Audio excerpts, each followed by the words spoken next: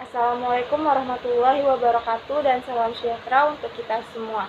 Pada kesempatan kali ini saya akan mempresentasikan hasil proposal penelitian saya dengan judul Pengembangan e-modul berbasis Android menggunakan Sigil untuk kemandirian belajar siswa pada materi himpunan kelas 7. Sebelumnya, saya ingin berterima kasih kepada kedua pembimbing saya, yaitu Ibu Asisten Profesor Reski Ramadona, SPD MPD, selaku pembimbing satu saya, dan juga Ibu Asisten Profesor Mirta Vera, SPD MSc, selaku pembimbing dua saya, karena telah membantu dan memberikan masukan kepada saya dalam penulisan proposal penelitian ini. Dan juga saya ingin berterima kasih kepada ketiga penguji saya, yaitu Bapak Asisten Profesor Febrian SPD MSc selaku Ketua Penguji, Ibu Asisten Profesor Dr. Anda Linda Rosemary Tambunan MSI selaku Penguji 1, dan juga Bapak Asisten Profesor Okta Alpindo MPD selaku Penguji 2 saya, karena telah bersedia menjadi penguji saya di seminar proposal ini. Baiklah, langsung saja kita masuk ke pembahasannya, yaitu di bab 1 pendahuluan. Di bab 1 pendahuluan ini terdapat A. Latar belakang masalah, B. Rumusan masalah, C. Tujuan penelitian, D. Manfaat penelitian, S. Spesifikasi produk, F. Asumsi dan keterbatasan, G. Definisi istilah. Latar belakang masalah pada proposal penelitian saya adalah pendidikan merupakan hal yang sangat dibutuhkan oleh setiap umat manusia karena pendidikan merupakan salah satu tolak ukur keberhasilan suatu bangsa. Pendidikan juga sudah diatur dalam Undang-Undang Nomor 20 Tahun 2003 yang berbunyi, pendidikan yaitu usaha sadar dan terencana dalam mewujudkan kondisi dan proses pembelajaran dengan tujuan agar peserta didik dapat mengembangkan potensi dirinya agar memiliki kekuatan spiritual, keagamaan, kepribadian, pengendalian diri, akhlak mulia, kecerdasan, dan keterampilan yang dibutuhkan dirinya, masyarakat, bangsa, dan negara. Di awal tahun 2020, Indonesia mengalami COVID-19 yang mana sangat berdampak pada proses pembelajaran. Pembelajaran yang seharusnya dilakukan secara tatap muka, maka harus diganti menjadi pembelajaran jarak jauh atau secara daring. Pembelajaran jarak jauh ini sudah dijelaskan dalam Surat Edaran Nomor 4 Tahun 2020 yang dikeluarkan oleh Menteri Pendidikan dan Kebudayaan Republik Indonesia yang salah satu isinya berbunyi, belajar dari rumah melalui pembelajaran daring atau jarak jauh dilaksanakan untuk memberikan pengalaman belajar bagi peserta didik tanpa terbebani tuntutan menuntaskan seluruh cakupan kurikulum untuk kenaikan kelas maupun kelulusan. Hal ini mengakibatkan tenaga pendidik harus memanfaatkan teknologi dalam proses pembelajaran seperti laptop, PowerPoint, dan lain-lainnya. Materi yang diberikan pendidik yaitu berupa video yang diupload di YouTube channel sekolah dan peserta didik dapat mengakses videonya. Dengan pemberian link YouTube channel tadi, tidak semua siswa mengakses link tersebut. Salah satu faktornya adalah tidak adanya paket internet yang mengakibatkan peserta didik tidak dapat belajar secara mandiri. Dan belajar secara daring ini juga mengakibatkan peserta didik tidak memahami konsep dari suatu materi yang diberikan. Salah satu materinya adalah materi himpunan. Untuk itu diperlukan suatu media pembelajaran yang dapat membantu peserta didik belajar secara daring tanpa harus bergantung dengan orang lain. Salah satu media pembelajaran yang dapat dimiliki oleh peserta didik adalah modul yang berbentuk elektronik atau e-modul. E-modul adalah modul yang dikembangkan secara digital memanfaatkan perkembangan teknologi dan informasi. Menurut Riva dan Nisa tahun 2019, mereka mengatakan bahwa kemandirian belajar mahasiswa mengalami peningkatan yang baik setelah adanya e-modul. Maka e-modul ini sangat cocok untuk siswa belajar secara mandiri di rumah. Berdasarkan latar belakang masalah yang sudah saya paparkan, Maka rumusan masalah yang didapat adalah bagaimana mengembangkan e-modul yang berbasis Android menggunakan Sigil untuk kemandirian belajar siswa pada materi himpunan kelas 7 yang valid dan praktis, dan tujuan penelitiannya adalah untuk mengetahui pengembangan e-modul berbasis Android menggunakan Sigil untuk kemandirian siswa pada materi himpunan kelas 7 yang berkriteria valid dan praktis. Adapun manfaat penelitiannya adalah yang pertama bagi pendidik. Untuk pendidik diharapkan dapat mempermudah dalam menyampaikan materi kepada peserta didik melalui bahan ajar yang sudah valid dan praktis. Bagi peserta didik diharapkan dapat mempermudah memahami materi, membantu serta dalam belajar secara mandiri tanpa perlu diawasi oleh pendidik secara langsung. Dan untuk peneliti lainnya diharapkan dapat menambah wawasan, kemampuan, dan pengetahuan dalam mengembangkan dan merancang bahan ajar matematika yang valid dan praktis. Adapun spesifikasi produk yang diharapkan adalah yang pertama, e-modul yang dikembangkan dengan berbasis Android dibuat dengan aplikasi Sigil dan dapat dibuka melalui aplikasi Lithium menggunakan smartphone. Yang kedua, format e-modul yang dikembangkan adalah dalam bentuk format EPUB. Yang ketiga, sampul e-modul terdiri dari sampul depan dan sampul belakang. Sampul e-modul dirancang dengan tampilan yang menarik dan jenis tulisan yang ditata rapi. Yang keempat, e-modul terdiri dari cover, profil penyusun e-modul, petunjuk penggunaan e-modul, kata pengantar, daftar isi, glosarium, latihan soal, evaluasi, kunci jawaban, dan daftar pustaka. Yang kelima, materi e-modul yang dikembangkan yaitu himpunan. Yang keenam, terdapat tombol-tombol navigasi dan video pembelajaran pada e-modul yang mendukung kemandirian belajar pada siswa. Adapun asumsi dan keterbatasan penelitian, asumsi dalam penelitian ini adalah yang pertama, peserta didik diharapkan dapat mengakses smartphone dengan baik. Yang kedua, peserta didik dapat menginstal aplikasi Lithium. Dan keterbatasan dalam penelitian ini yang pertama adalah e-modul ini hanya dapat diakses melalui Android, dan yang terakhir aplikasi Lithium hanya dapat diinstal di Google Play Store, akan tetapi tidak dapat diinstal di App Store. Definisi istilah dari proposal penelitian ini adalah yang pertama pengembangan. Pengembangan adalah merancang dan menciptakan suatu produk yang baru yang bermanfaat di bidang pendidikan dan dapat mencapai tujuan pembelajaran yang diharapkan. Yang kedua ada e-modul. E-modul adalah modul yang berbasis teknologi dengan bantuan Android ataupun laptop yang bisa diakses dimanapun dan kapanpun dan juga bisa diakses melalui offline dan online. Yang ketiga adalah software Sigil. Software Sigil adalah aplikasi yang berformat buku digital yang membantu dalam pembuatan e-modul. Yang keempat ada kemandirian belajar. Kemandirian belajar adalah kegiatan belajar yang dilakukan oleh seorang individu atas kemauannya sendiri tanpa diminta atau didorong oleh orang lain. Yang kelima adalah materi himpunan.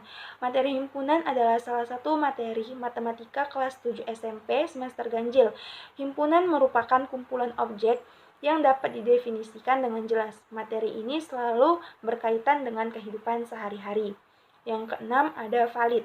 Valid adalah ketetapan suatu media yang sudah divalidasi oleh para ahli, baik dari segi materi, tulisan, dan desain, agar menjadi media yang dapat digunakan. Lalu ada praktis. Praktis dalam artian dapat dengan mudah digunakan. Bahan ajar dikatakan praktis apabila hasil penelitian menunjukkan bahwa peserta didik sebagai pengguna bahan ajar menganggap bahwa bahan ajar tersebut memenuhi kebutuhan dan mencapai tujuan. Selanjutnya di bab 2 terdapat tinjauan pustaka. Di sini ada landasan teori, penelitian yang relevan, dan kerangka berpikir. Definisi istilah dari proposal penelitian ini adalah yang pertama pengembangan. Pengembangan adalah merancang dan menciptakan suatu produk yang baru yang bermanfaat di bidang pendidikan dan dapat mencapai tujuan pembelajaran yang diharapkan. Yang kedua ada e-modul. E-modul adalah modul yang berbasis teknologi dengan bantuan Android ataupun laptop yang bisa diakses dimanapun dan kapanpun dan juga bisa diakses melalui offline dan online. Yang ketiga adalah software sigil. Software sigil adalah aplikasi yang berformat buku digital yang membantu dalam pembuatan e-modul. Yang keempat ada kemandirian belajar. Kemandirian belajar adalah kegiatan belajar yang dilakukan oleh seorang individu atas kemauannya sendiri tanpa diminta atau didorong oleh orang lain. Yang kelima adalah materi himpunan. Materi himpunan adalah salah satu materi matematika kelas 7 SMP semester ganjil. Himpunan merupakan kumpulan objek yang dapat didefinisikan dengan jelas. Materi ini selalu berkaitan dengan kehidupan sehari-hari. Yang keenam ada valid. Valid adalah ketetapan suatu media yang sudah divalidasi oleh para ahli, baik dari segi materi, tulisan, dan desain, agar menjadi media yang dapat digunakan. Lalu ada praktis. Praktis dalam artian dapat dengan mudah digunakan. Bahan ajar dikatakan praktis apabila hasil penelitian menunjukkan bahwa peserta didik sebagai pengguna bahan ajar menganggap bahwa bahan ajar tersebut memenuhi kebutuhan dan mencapai tujuan. Yang keempat, ada kemandirian belajar. Menurut Suhendri dan Mardalena, tahun 2015, kemandirian belajar adalah aktivitas belajar yang dilakukan oleh siswa tanpa bergantung dengan orang lain, baik teman ataupun gurunya, untuk mencapai suatu tujuan belajar dan dapat mengaplikasikan pengetahuannya dalam masalah kehidupan sehari-hari. Kemandirian belajar juga memiliki 3 ciri-ciri. Yang pertama, percaya diri. Yang kedua, bertanggung jawab. Yang ketiga, tidak bergantung dengan orang lain. Lalu yang kelima ada himpunan. Himpunan adalah kumpulan benda-benda yang didefinisikan dengan jelas. Selanjutnya ada studi relevan. Yang pertama dari Desmita Rohdatul Aisy tahun 2019 dengan judul Pengembangan e-modul berbantuan sigil software dengan pendekatan saintifik pada materi Sistem Persamaan Linear 2 Variabel SPLDV kelas 8 SMP. Persamaan dengan peneliti adalah mengembangkan e-modul yang menggunakan software sigil dalam pembuatan e-modul. Dan perbedaannya, kalau studi relevan yaitu pada materi sistem persamaan linear 2 variabel, sedangkan peneliti memakai materi himpunan. Lalu yang kedua ada dari Anissa Fitri tahun 2019 dengan judul Pengembangan e-modul berbantuan sigil software pada materi relasi dan fungsi. Persamaannya dengan peneliti adalah pengembangan e-modul menggunakan aplikasi sigil dan perbedaannya adalah pada materi pada studi relevan materinya adalah relasi dan fungsi, sedangkan peneliti materi himpunan. Lalu yang ketiga ada dari Umi Faturrohmi tahun 2019 dengan judul Pengembangan e-modul biologi berbasis Kevislov Flipbookmaker pada materi fungi untuk memberdayakan berpikir tingkat tinggi siswa kelas 10 di SMA Negeri 11 Bandar Lampung. Persamaannya, penelitian pengembangan e-modul dan perbedaannya dengan studi relevan yaitu materi, fungi, software, dan Kevislov Flipbookmaker, sedangkan peneliti memakai materi himpunan dan softwarenya adalah software sigil. Selanjutnya, kerangka berpikir bisa dilihat pada bagan. Kondisi awal yang dilakukan adalah melakukan analisis kurikulum, analisis peserta didik, analisis materi, dan merumuskan tujuan. Lalu ada masalahnya, yang pertama, kurangnya sumber belajar berupa buku paket yang digunakan oleh peserta didik dikarenakan jumlah dari buku paket belum mencukupi. Lalu yang keduanya, kurangnya penggunaan media pembelajaran dalam proses pembelajaran secara daring. Yang ketiga, rendahnya kemandirian belajar peserta didik selama proses pembelajaran secara daring. Lalu solusinya yaitu memanfaatkan teknologi dalam kegiatan pembelajaran dengan mengembangkan bahan ajar berupa e-modul pada materi himpunan. Lalu di tahap desainnya, menyusun tes kriteria, pemilihan media, pemilihan bentuk penyusun, dan rancangan awal. Setelah itu dilakukan uji validasi. Jika valid, maka dilanjutkan dengan uji coba pengembangan, dan dilakukan lagi uji coba praktis. Lalu, jika e-modul sudah praktis, maka e-modul berbasis Android menggunakan Sigil untuk kemandirian belajar siswa pada materi himpunan kelas 7 yang valid dan praktis, maka e-modul bisa digunakan. Selanjutnya, bab 3, metode penelitian. Di metode penelitian ini terdapat A. Jenis penelitian, B. Model penelitian dan pengembangan, C. Prosedur penelitian, D. Uji coba produk, E. Jadwal penelitian, dan F. Tahap rekapitulasi. Jenis penelitiannya adalah Research and Development. Sudah dipaparkan di landasan teori tadi, penelitian dan pengembangan. Maka pengembangan yang dimaksudkan adalah pengembangan media pembelajaran berupa e-modul berbasis Android menggunakan Sigil untuk kemandirian belajar siswa pada materi himpunan kelas 7. Lalu ada model penelitian dan pengembangan. Di sini saya menggunakan model 4D, yaitu ada Define, Design, Development, and Disseminate. Yang ketiga adalah prosedur penelitian dan pengembangan. Yang tahap pertama adalah tahap define. Tahap ini dilakukan untuk menetapkan dan mendefinisikan syarat-syarat pengembangan. Tahapan define terdiri dari analisis kurikulum. Hasil dari analisis kurikulum adalah kompetensi dasar dan kompetensi inti.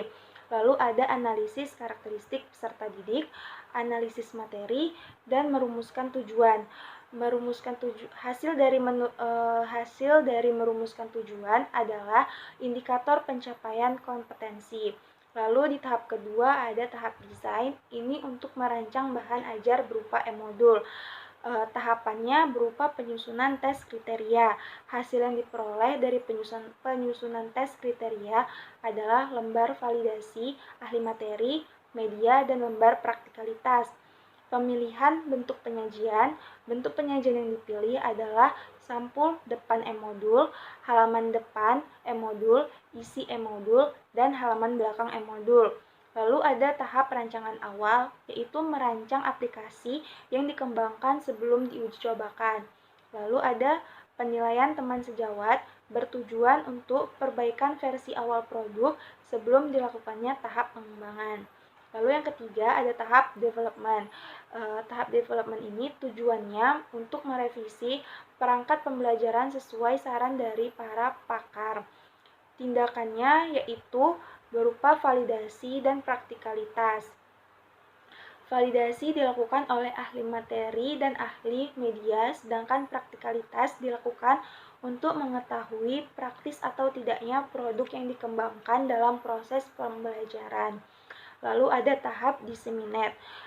Tahap ini berupa penyebaran e-modul, dan penyebarannya ini dilakukan secara online dengan menggunakan link. Selanjutnya adalah uji coba produk.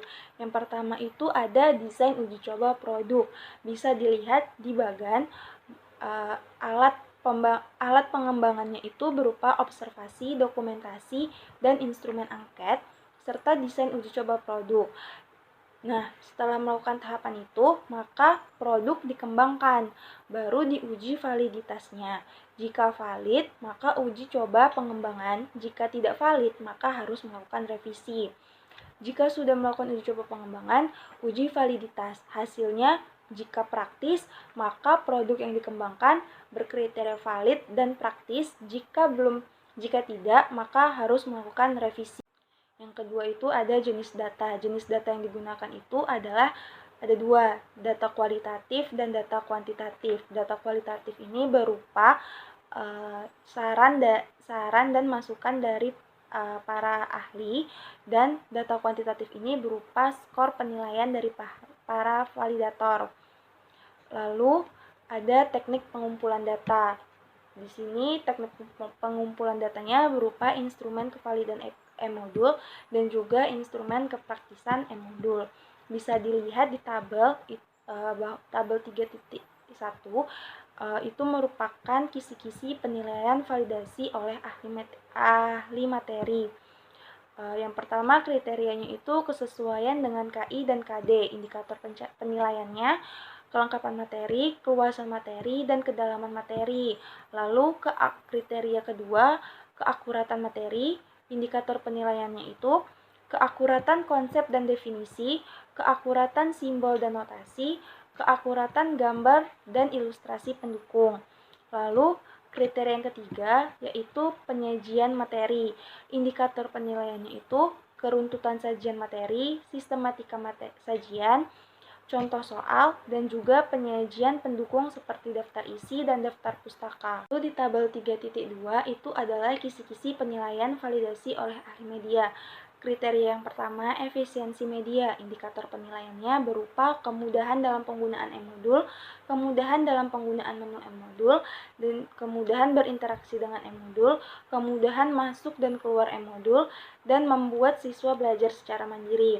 Lalu kriteria yang kedua, fungsi tombol, kemudahan memahami struktur tombol dan ketetapan reaksi tombol. Lalu kriteria yang ketiga, grafis. Indikator penilaiannya berupa tata letak teks dan gambar, kesesuaian pemilihan background, kesesuaian pemilihan ukuran dan jenis huruf, kesesuaian warna, kemenarikan sajian gambar, serta kesesuaian pemilihan gambar dan materi. Lalu di tabel 3.3 ini adalah kisi-kisi angket respon peserta didik. Kriteria yang pertama yaitu penggunaan. Indikator penilaiannya kemudahan dalam pengunduhan e-modul, kemudahan dalam mengoperasikan e-modul. Lalu kriteria yang kedua, mendukung siswa untuk belajar secara mandiri dan memotivasi belajar. Indikator penilaiannya berupa komponen e-modul membuat siswa belajar secara mandiri, e-modul mendukung siswa belajar mandiri, e-modul memotivasi belajar siswa. Dan kriteria yang terakhir adalah tampilan modul. Indikator penilaiannya isi, tampilan dan desain yang menarik, menggunakan kalimat yang mudah dimengerti, serta ukuran font yang jelas. Yang kelima ada teknik analisis data. Teknik analisis data ini berupa e-modul yang berkriteria valid adalah e-modul yang sudah diuji melalui lembar validasi ahli materi dan ahli media, dan juga sudah diuji kepraktisan juga dilakukan melalui angket respon peserta didik. Lembar validasi dan angket respon peserta didik berbentuk checklist dengan menggunakan skala Likert. Lalu data yang diperoleh dari lembar validasi dan angket respon peserta didik berupa data ordinal. Nah, untuk mengubah data ordinal menjadi data internal, proses yang dilakukan adalah dengan menggunakan perhitungan MSR atau Method of Summated Rating. Yang E adalah jadwal penelitian. Bisa dilihat di tabel jadwal penelitiannya. Pada bulan September, pengajuan judul, penulisan proposal dilakukan dari bulan September sampai bulan Juli, bimbingan proposal dilakukan dari bulan Maret sampai bulan Juli, seminar proposal dilakukan di bulan Juli, dan revisi proposal dilakukan di bulan Juli. Yang F adalah tahap rekapitulasi. Nah, tahap rekapitulasi ini bisa dilihat di tabel. Ada tahapan define, design, development, and disseminate, serta beserta teknik analisis datanya. Sekian presentasi dari saya. Apabila ada kesalahan, saya mohon maaf. Saya ucapkan terima kasih dan Assalamualaikum warahmatullahi wabarakatuh.